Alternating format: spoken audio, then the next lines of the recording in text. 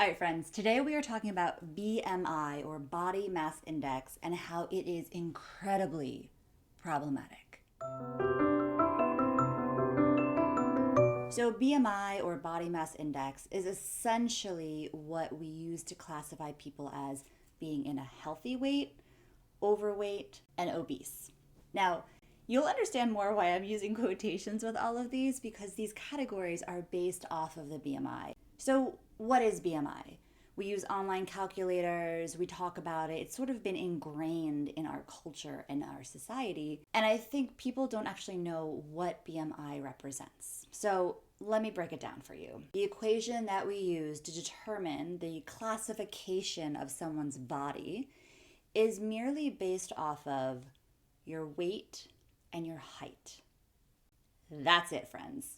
Now, there's two different equations depending on what sort of system you're using, pounds versus kilograms, inches versus meters.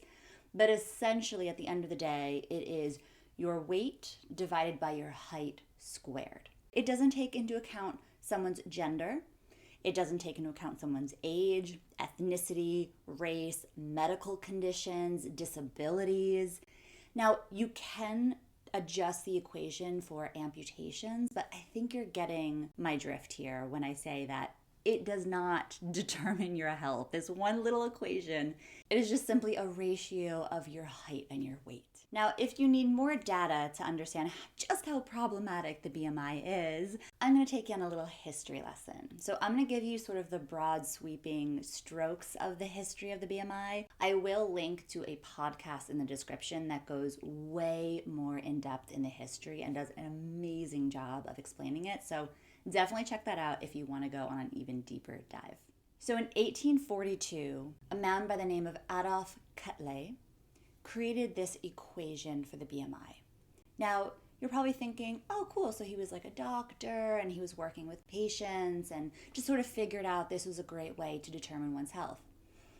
No, friends. Adolf was a statistician, an astronomer, a mathematician, a sociologist. He was taking data points, and specifically data points from French and Scottish, primarily, as far as we know, cis men. So just right there, we're seeing that this equation was built off of primarily white European men. Already we see the limitations of this equation. Now, Kutler created what was called the Kutler's Index before it became the BMI, and he specifically said, this is not meant to be used for individuals. This equation is meant to study populations, right? The health of populations.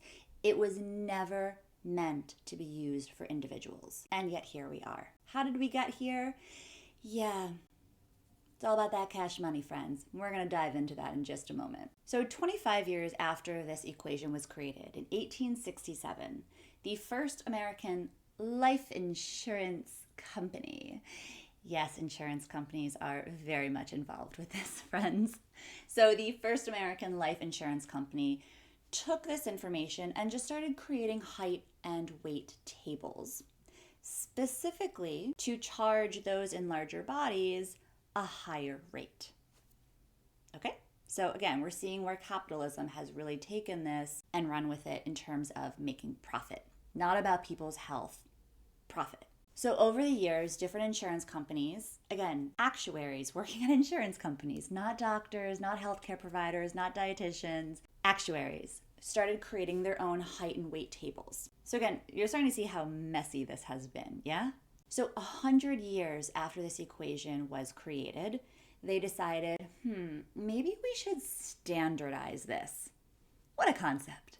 So in 1942, they created the MetLife table, and this was more of a standardization of weights and heights. And again, mostly coming from insurance companies, very little to do with doctors and healthcare providers. Now, with that said, doctors started implementing it into their offices and started using it as a determinant of health for their patients. So over the whole course of this time, over this 100 years from when the equation was invented for population, right, not individuals, to 1942 when MetLife table was created, standardizing it, again, it went through many iterations, mainly through insurance companies, not healthcare providers. Insurance companies were creating these tables Let's fast forward to the 1990s. So in 1995, all right, less than 30 years ago, the World Health Organization took BMI and said, this problematic equation, this is going to be the international standard for categorizing people's weight. Now, what they also did, without any data, was group children into this as well. Generally use growth charts for children, right? So there's no data on BMI in kids, but they're like, you know what, let's just throw kids in there too. Okay, so this was in 1995. In 1998, this is where things get really interesting, friends, and you might start steaming out of every orifice of your body, okay?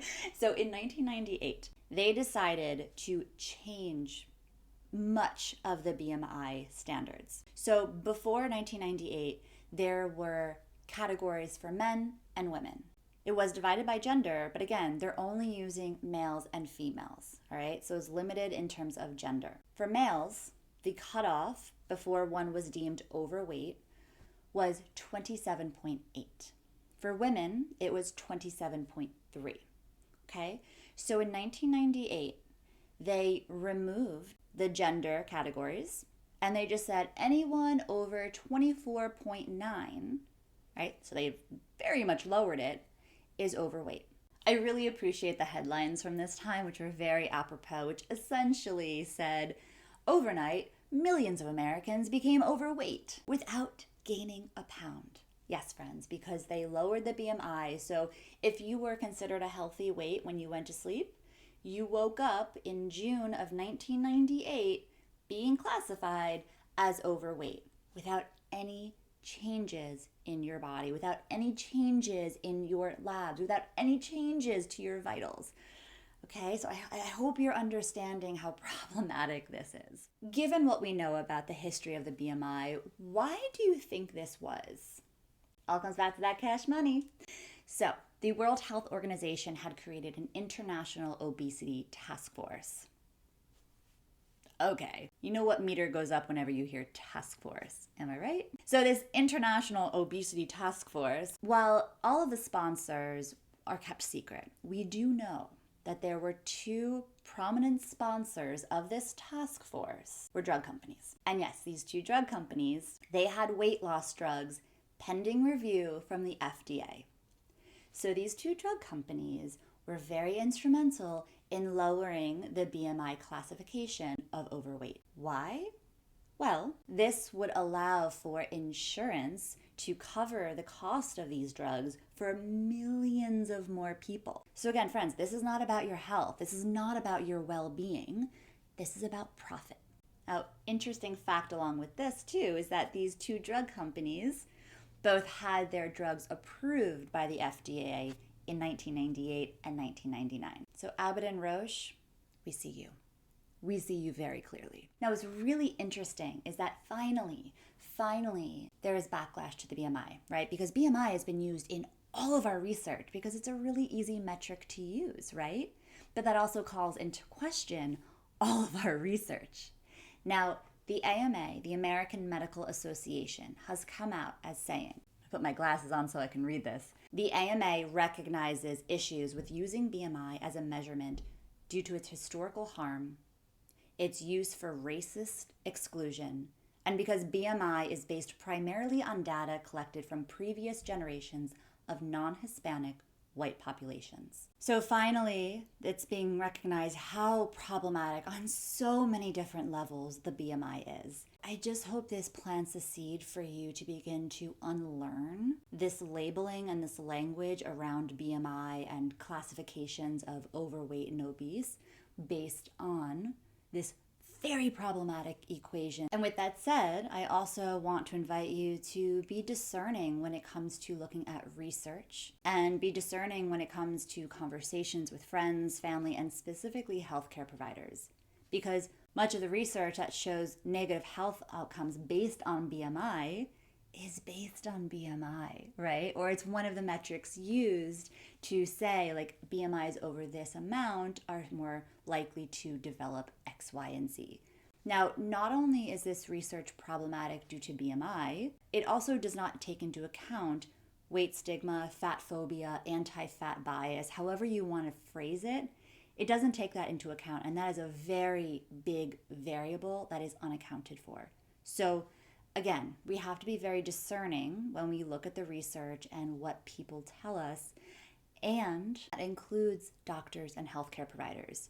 And also know, right, that don't take what I'm telling you at face value. Go and do your own research. See, does this make sense? Is this truth? I'm not the end all be all, friends. So what I'm inviting you to do is to be your own advocate. Be your own advocate. You know yourself best. If you're not feeling well and you go to the doctor, labs are fine, vitals are fine, and they tell you to lose weight, question them why. And if they continue just to focus on your weights and that's it, see another doctor, because your healthcare provider should be there for you. They took an oath to do no harm, and if they're causing harm in the way that they're speaking to you about your body and about your weight, let them know that. And if they can't recognize that, if they can't receive that, see another provider. Maybe they will see it when it hits the bank account. Always comes back to money, friends. I really, really hope that this can at least chip away at the ingrained conditioning that we all have in society about BMI and classifications of weight. Now again, I gave you sort of broad sweeping strokes of the history of this. I highly encourage you, if you want to learn more, especially how BMI is involved in eugenics, definitely check out the podcast linked in the description. Podcast Maintenance Phase is amazing, and their BMI episode from about 2 years ago is mwah, c'est magnifique. Enjoy that, and happy unlearning and advocating for yourself. Till next time, friends, stay curious.